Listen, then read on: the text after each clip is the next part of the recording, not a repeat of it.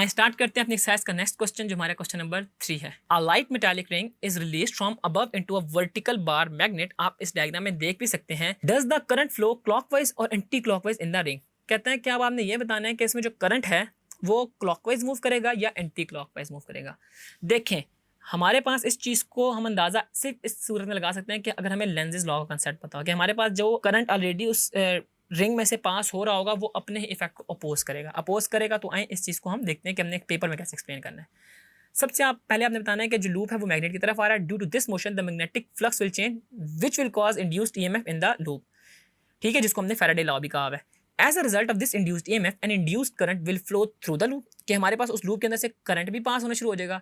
But according to Lenz's law it will oppose the cause which producing it, कि हमारे पास जो Lenz's law की वजह से हमारे पास जो डायरेक्शन ऑफ इंड्यूस्ड करंट होगी ना वो इस तरह होगी कि वो अपने मोशन ऑफ द लूप को अपोज कर रहा होगा। ठीक है जी। And the which is producing it so the south pole which is possible when the current will be flowing through the coil in the clockwise direction। और अगर आप साउथ पोल से देखें तो ये चीज़ साउथ पोल तक पहुंचने वक्त हमारे पास जो लूप के अंदर ये पॉसिबल है कि हमारे पास डायरेक्शन है वो क्लॉकवाइज हो रही होगी।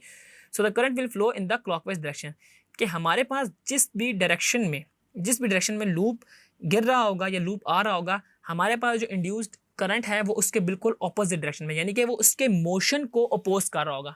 ये चीज़ हमने सीखी थी ना लेंजेस लॉ में कि हमारे पास वो अपने ही प्रोड्यूस किए हुए मोशन को अपोज कर रहा होता है, विच इज़ कॉल्ड हमारे पास लेंजेस लॉ। तो आपने भी पेपर में अपने इस क्वेश्चन को इस वर्डिंग में एक्सप्लेन कर देना है।